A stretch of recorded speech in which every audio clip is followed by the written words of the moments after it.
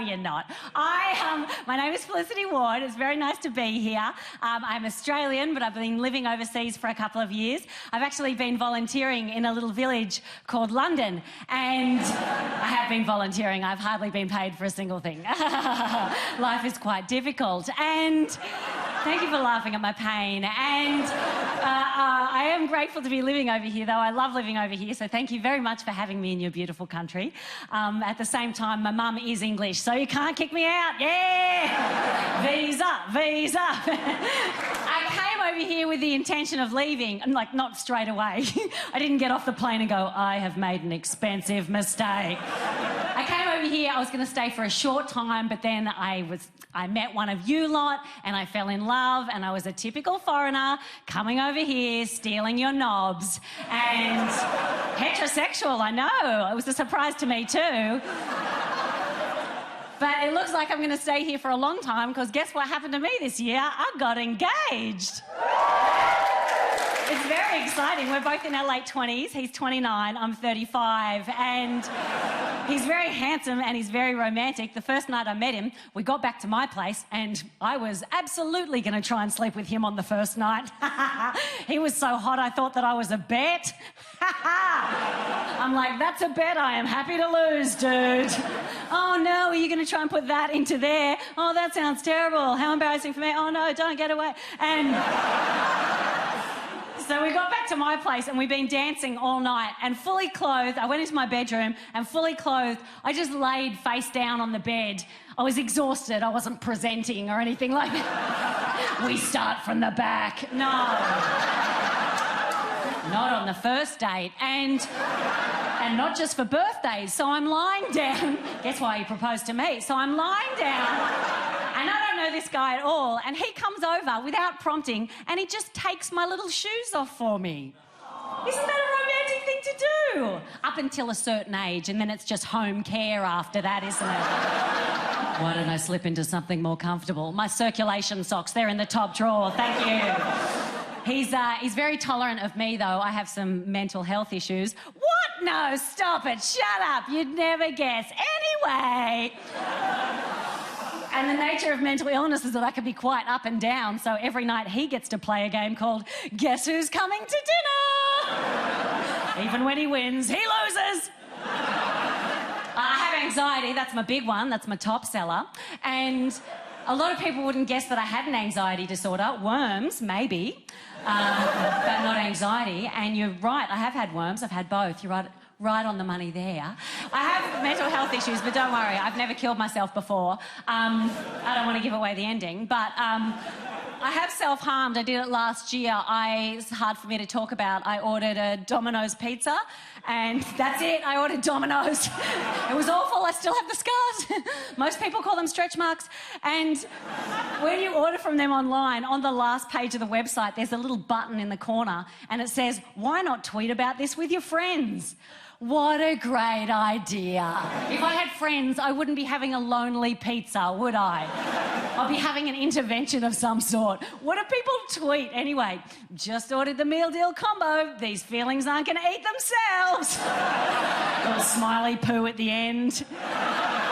It's the perfect emoji for that moment, isn't it? It's like I'm smiling, but also I'm a piece of shit. I wonder if it's called Domino's because once you order from them, it sets off a chain reaction of other self-destructive behaviours.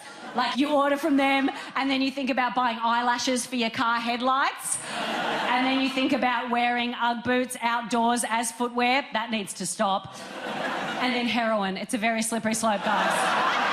It's a gateway food. Don't do it. I moved over here. I thought I would miss more when I moved over here, and I got over here, and I do find that people in London are very mean on the street. They are not as nice as I would like them to be, but I understand what that is. Why that is, it's just easier to be angry than sad. I know that, and it's definitely true if you live with anxiety or depression, or as I like to call them, the Blues Brothers. You may have that. Because when you're angry, you say what you want when you're angry. It's like being drunk. It's great. You're like, consequences? Yeah, that sounds like tomorrow's problem. Now let's start with your face. And when when you're angry, you can still be beautiful. You think about catwalk models, they are furious. And they all pull the same face when they come out. They walk out and go, I'm hungry. Oh, they're just my cranky pants. Still beautiful. You will never be uglier than when you cry. Your lips fold out and in at the same time. You're like, and you get like a bung eye and a hunchback just to complete the look. And you know how ugly you look, so you try and move away from your own face. And your voice gets 3 monsters when you're crying. You get high monster, which is... Or you get low monster, which is... Baby, we don't know about it, what's it all about? Or you get emphysema monster, which is...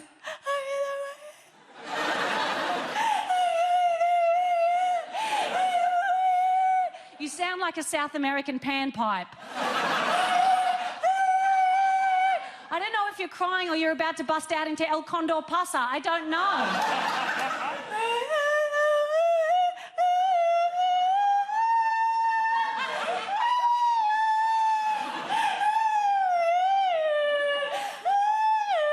And it hurts. Why does it hurt? That's supposed to be good for you. That is bad design, God.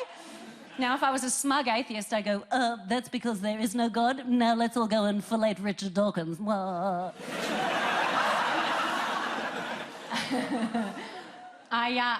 Fortunately, there's some things over here that you have that we also have. Some same awful shit that I thought that I would miss, like Magic FM. Oh, I love me some Magic FM, especially the late night show, because it's just 4 hours of low energy, sentimental music interrupted by a guy going, just at different intonations.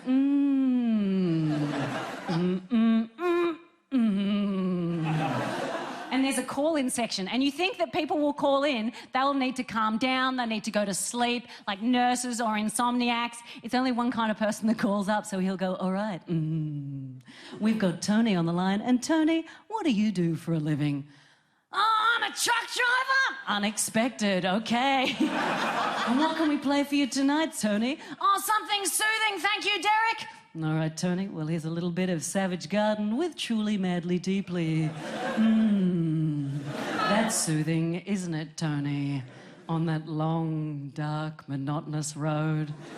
Kind of makes you feel a little bit sleepy. Doesn't it, Tony? Kind of makes you want to have a nap.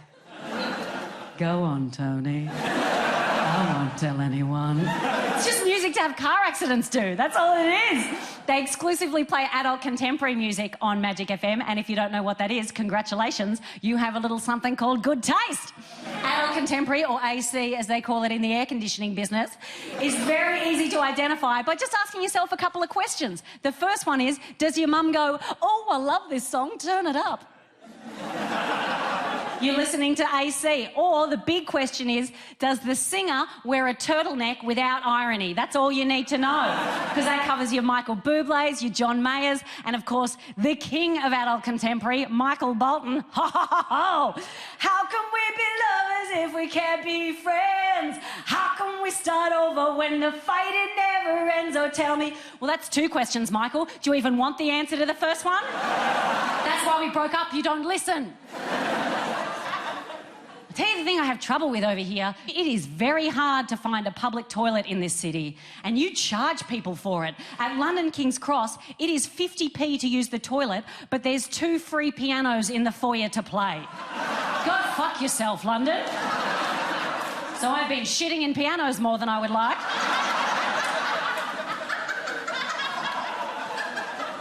That's an incredible laugh. Please don't stop doing that. That's not a choice at all. She's like, ah! I'm sorry. Ah! I didn't want this for myself. Ah! The other thing that I find difficult with the toilet situation in the UK is the bathroom attendants. We don't have those in Australia. You know when you go into a toilet in a nightclub and there's a woman in the corner and she's staring at you and she has a shop? And I'm not making making fun of her because she's clearly working hard for her money. But as an IBS sufferer, I have irritable bowel syndrome. She's my natural enemy because she sees me go in and I'm in there for a while. And then she sees me come out and we've both bore witness to the horror that has just taken place. So then I need to make a mercy purchase and I go, oh yeah, I'll just get a lollipop. Because who doesn't like buying food in a toilet, you animals? Who is that hungry? Who walks out and goes, I need to replenish? They know you don't, just go up the stairs. There's restaurants everywhere. It's like, no, I'm toilet hungry. Thank you. I do have irritable bowel syndrome, which is the sexiest of all the syndromes. I'm sure you'll agree. And there's two different kinds that you can have. There is the backed up one. I don't have that. I don't know what that was. I don't have the fisting one. I have the other one. I have the one that you go, oh, I have that one. And people get very uncomfortable when you mention the D word. So I came up with a euphemism a long time ago. When I'm having an IBS attack, I say that I'm having a closing down sale because everything must go.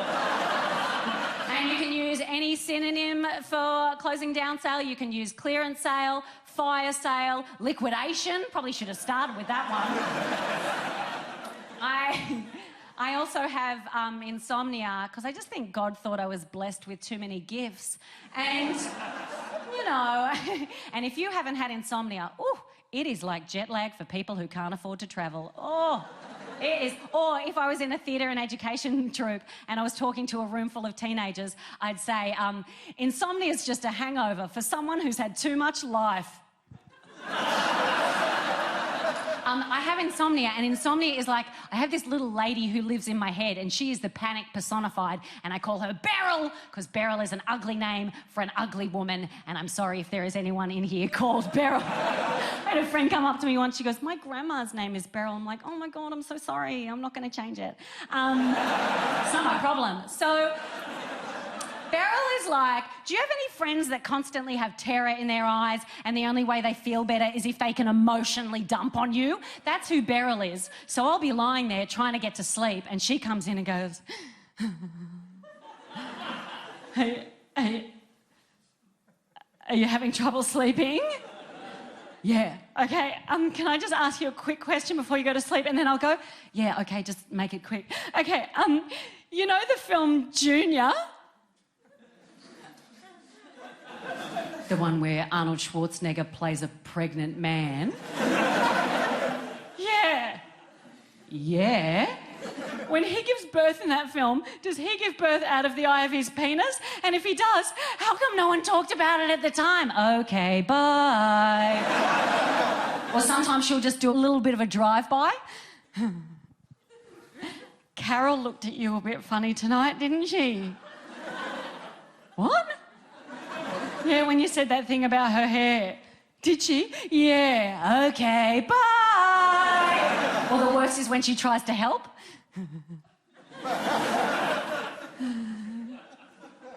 What? Why are you having trouble sleeping? Because you're here. Oh, okay. Do you want me to, just sing you a lullaby or something? I'm blue, da-dee-da-da, da-dee-da-da, da-dee-da-da. I'm blue, da-da-da, da-dee-da-da, da-dee-da-da, da-dee-da-da. I'm blue, da-da. Are you finished? Yep. I'll sing it for 3 more hours and then that's it. I'm blue, da-da. Sorry for the person that I make eye contact with there. It's just someone sitting there going, I didn't pay enough money for this ticket. My fella has to sleep next to that, me just going, My fella is, he's about to turn 30. He's about to turn 30. He's 6 years younger than me, and that's never going to change. Come on. It's not a joke, but I'm not ever going to get sick of saying that out loud. He's about to turn 30. Is there anyone in here who is like 28, 29, coming up to 30? Give us a cheer. Yes. And what is your lovely name, ma'am? Serena. And what month is your birthday? June. Oh my God, what date? The 17th? I'm in September, it's nowhere near it. How do you feel about turning 30? Okay, you should, it's great. But there are some things that happen to you that nobody warns you about, so I'm going to tell you so these don't come in as a surprise come June, okay? This is for anyone coming up to 30. Happens overnight. Overnight, you just start liking coriander. Just without consent. You like hate it, hate it, hate it. Then your birthday comes, you're ordering a Thai beef salad. The second thing that happens is you start taking your jumper off halfway through meals. You don't even have to be having a curry. You can be having a sandwich. You're like, far out, it's a bit warm in here. Eating becomes exercise. And the last thing that happens, well, I hope this happens to other people, otherwise I am going to look more disgusting than I already do. Deodorant just stops working. It just goes into retirement. To me, deodorant is like a loveless marriage. It's still there, but it hasn't worked for years. And it doesn't even matter if you're hairy or not hairy. Like, I'm relatively hairless. I have some hair. I'm not like one of those weird fucking hairless cats. I don't like those cats, and I don't like the people who like them. Why would you buy a cat that looks like a testicle? Why would you bring that into your home? They're so gross. They look like an embryo of a bigger cat. They're so gross. How did that become a trend? How many women were standing around going, honey, I love looking at your nuts, but I hardly get to see them. Maybe it's time for a Sphinx cat, yeah? Sphinx cat. They're the ball sack that loves you back. The other thing I'm afraid of, I am afraid of Ferris wheels because they move at the speed of nightmares. When have you ever seen a Ferris wheel in a movie just before something good is about to happen? Oh, yeah, no one's going to die on that, are they?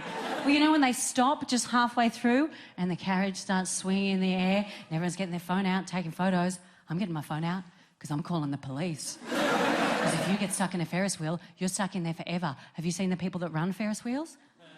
Not engineers, mate. They are carnival folk. That's a carny. The only thing they can do in a crisis situation is pick up the phone and call the Lollipop Guild. That is all that they can do. Hello, who do you represent? Oh, we represent the Lollipop Guild. What's your emergency? Someone's stuck in a Ferris wheel. A Ferris wheel? And then they do that until they die. And they go so slowly and they go around twice. What did you miss the first time around?